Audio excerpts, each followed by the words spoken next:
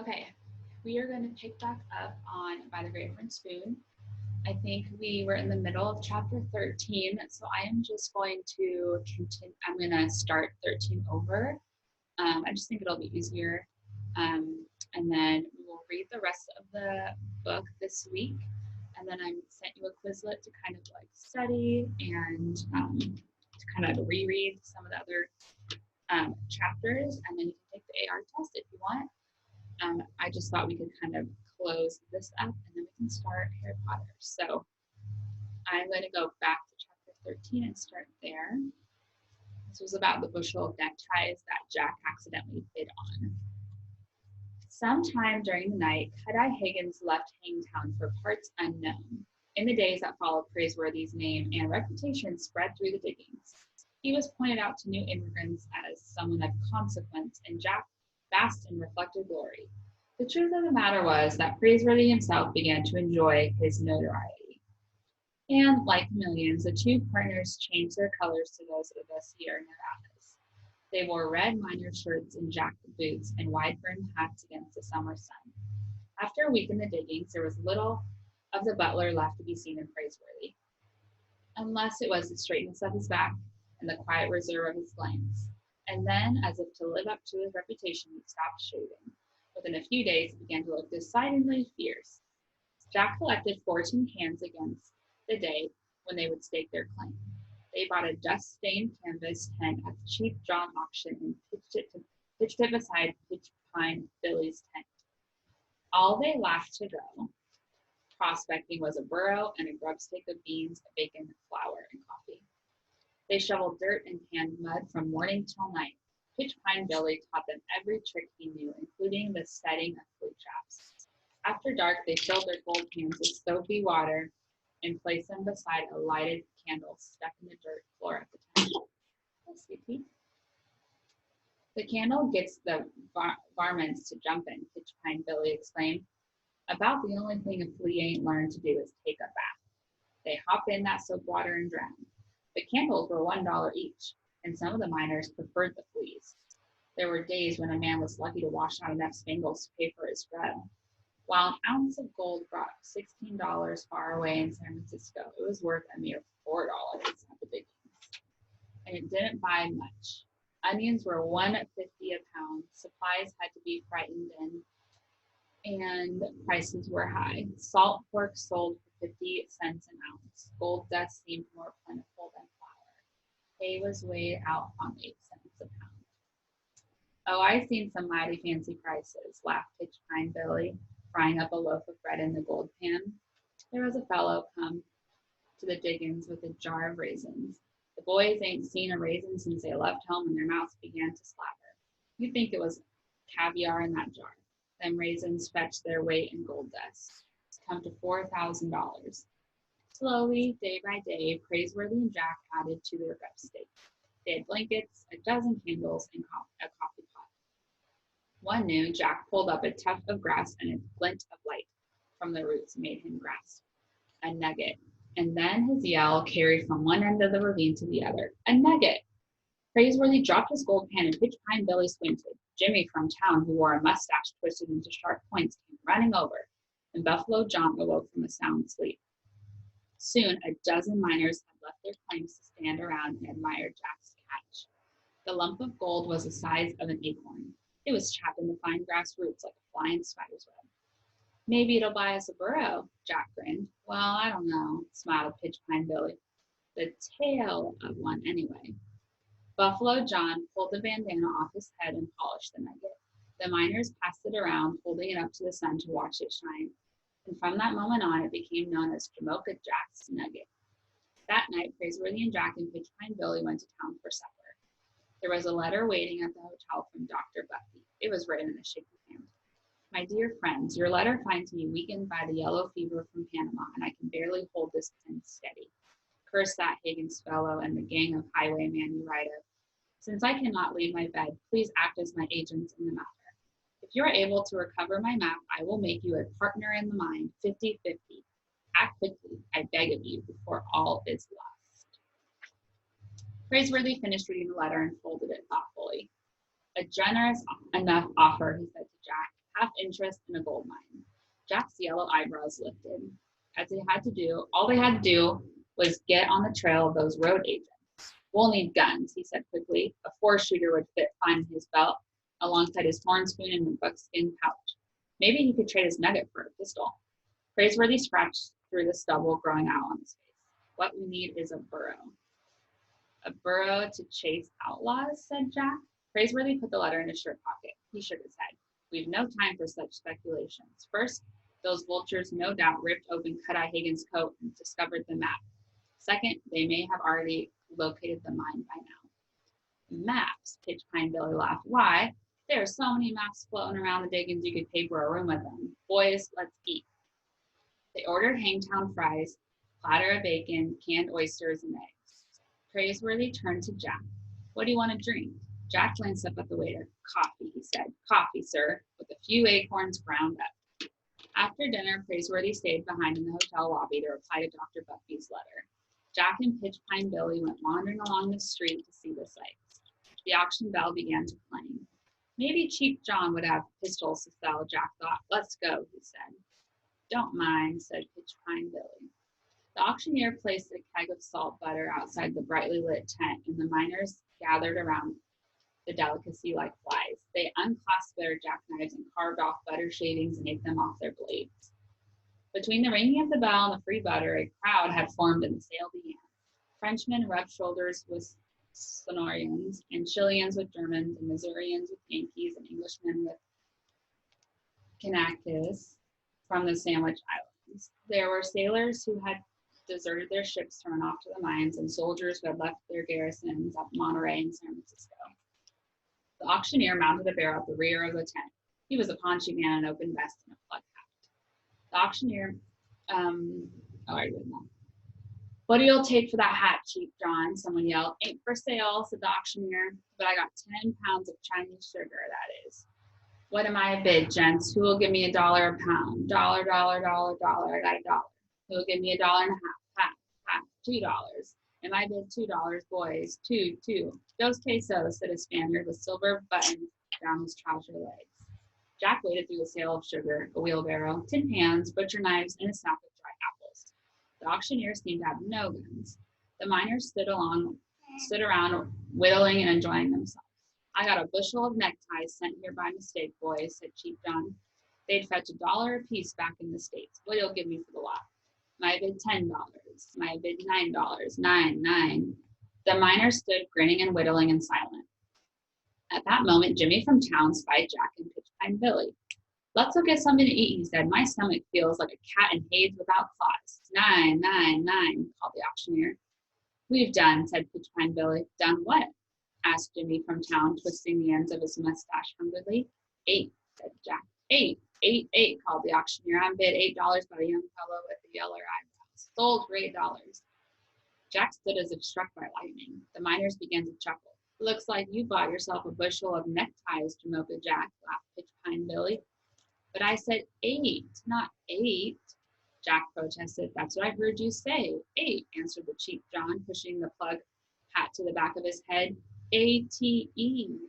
We ain't much on spelling around here. It was clear to everyone that the auctioneer hadn't expected to be able to sell the ties at all. You ain't going to back on your word, are you? Can't do that, whispered Pitch Pine Billy. I'd rather see you break your leg than your word, boy. Pay up. The auctioneer was grinning. Why, you got them ties dirt cheap. Of course, we ain't much on tie wearing around here at the digging, except to be buried in. And he burst out laughing. The miners looked upon the affair as harmless fun. Might be able to stuff a pillow with them, someone called out. Knot them together and lasso chickens. Jack stepped up to the gold scale and pulled the buckskin pouch from his belt. The nugget tumbled out. He borrowed a knife and carved half of it away, bit by bit. It hurt. He clamped his jaw with anger, and then he picked up the bushel of neckties and worked his way through the crowd to the street. Ain't so sure I'd even want to be buried in one of them things, a miner laughed. Praiseworthy was coming along the street from the hotel, and Jack could barely face him. He had cut 2 ounces off his nugget that might have gone toward their grub steak or a gun. But even Pitch Pine Billy and Jimmy from town were chuckling. What have you got there? Praiseworthy asked, raising one eyebrow. Neckties, Jack murmured, a whole bushel of them. Praiseworthy raised the other eyebrow. Neckties? Yes, sir. Jimmy from town loosened his gold pouch. I guess it was my fault, he smiled. I'll pay you for them ties, Jamocha Jack, as long as you don't make me wear one. Me either, grinned Pitchpine Billy. Praiseworthy held up his hand. Put away your dust. He looked at Jack. That was a fine purchase, he smiled. A brilliant purchase. Jack gazed up at Praiseworthy. What? We'll buy our mountain canary with neckties. Pitchpine Billy crimped an eye. You gone out of your head, Bullwhip? Why you couldn't give them things away in Hangtown? The only necktie you can get on a man is made out of rope. Praiseworthy scratched his short whiskers.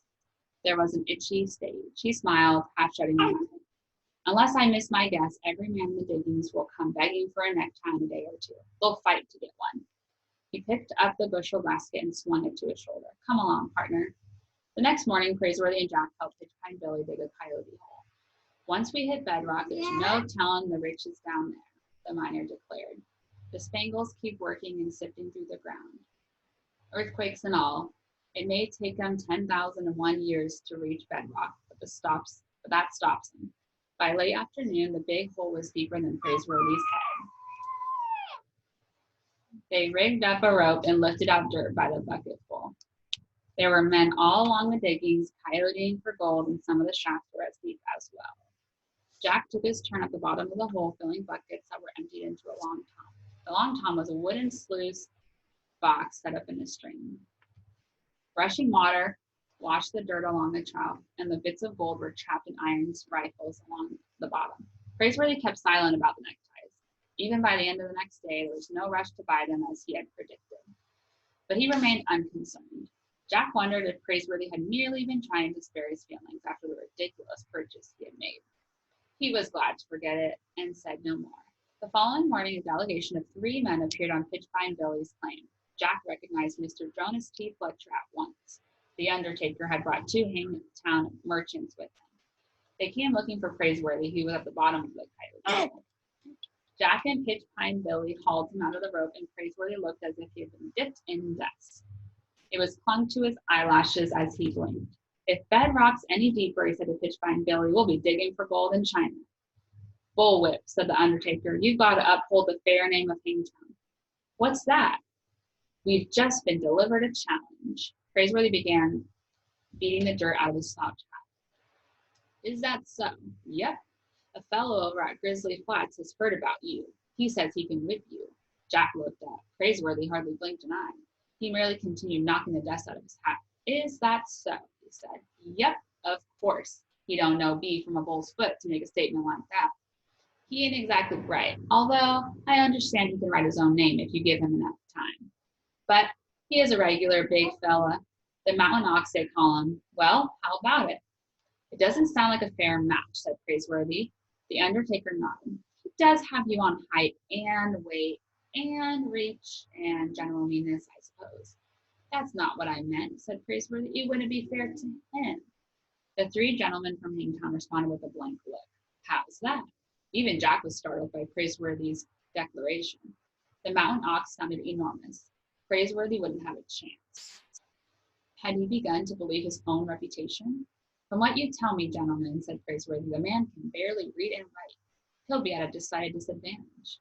Pitchpine Billy pulled his hat down over his ears.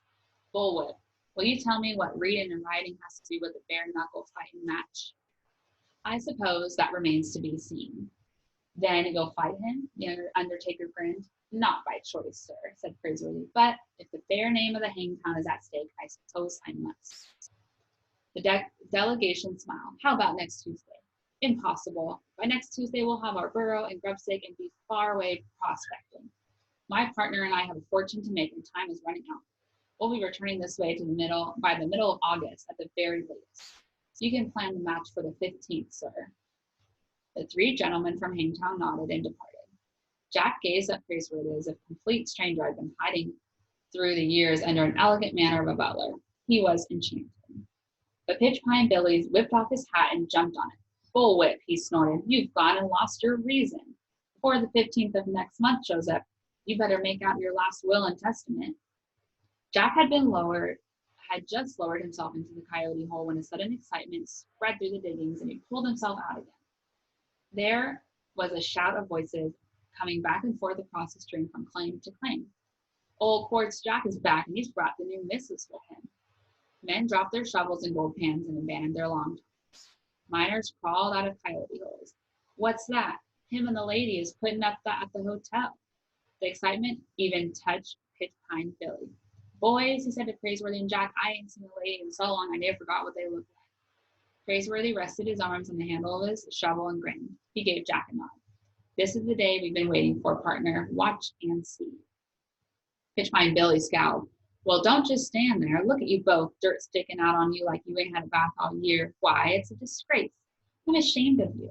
You've heard what they said. There's a lady in town. Within 5 minutes, miners were everywhere along the stream, scrubbing and shouting and planning to go to town. Pitch Pine Billy waded in with his clothes on and kept dumping loads of water over his head. Later, shirts and trousers could be seen on every bush drying out in the mountain. Men stood out at mirrors tacked to trees and got out of their straight razors. Half a dozen familiar beards disappeared. Others were trimmed and shortened. Praiseworthy took his time. When he and Jack emerged from their canvas tent, they were wearing bright green neckties. Pitch Pine Billy stood fluffing out his beard. He stopped and he stared. Help yourself, said Praiseworthy. That's it. If it's all right with my partner, it's fine with me, said Jack. Pitch Pine Billy grinned. Don't mind if I do. The neckties were so bright they could be seen across the river. Soon the miners who had laughed at Jack the night of the auction were swarming around the bushel basket. I'll give you a pinch of dust for one of them neckties, Jamocha Jack. I'll give you 2 pinches. Pitch Pine Billy was laughing. Don't fight, boys. Just get in line there. Looks like Jamocha Jack has cornered the necktie market. He caught you sleeping, didn't he? Just hold your pouches open and I'll pinch out the gold since I got the biggest sums in the diggings. Praiseworthy stood idly by with his foot on a stump and lit a long 9 cigar. Within 20 minutes, the basket was empty. Every necktie was gone. Pitch Pine Billy pulled the strings on Jack's buckskin pouch and handed it over. It was heavy as a plummet. Jack weighed it in his hand and tossed the pouch to Praiseworthy. That ought to get us a burro, he grinned. And maybe a gun, Praiseworthy said, taking the heft of it. He tossed the pouch back. Yes, sir, that Cheap John had better learn B from a bull's foot to get the better of Jamocha Jack. Gents, let's go to town. The miners had formed a crowd outside the Empire Hotel, and when Quartz Jackson brought his lady out onto the porch, the miners whipped off their hats as if it were the United States flag they were looking at. By the great horn spoon, Pitch Pine Billy muttered in awe, genuine woman. She had sparkling eyes and a smile for everybody. Quartz Jackson wore a vest with a watch chain across it and looked proud enough to burst. We frightened up some cut lumber, he said. The missus and me, we're going to build a cabin. You boys are always welcome to drop in for tea. Ain't that right, Hannah? Hannah, Pitch Pine Billy murmured. Ain't that the prettiest name you've ever heard? Quartz Jackson looked out over the crowd. He recognized Praiseworthy and Jack and gave them a nod. Step up, boys, and I'll introduce you. Make it fast before you strangle in the neckties. Okay, that is the end of chapter 13. So it looks like those neckties did come in handy for them. So the next chapter that we'll be reading next time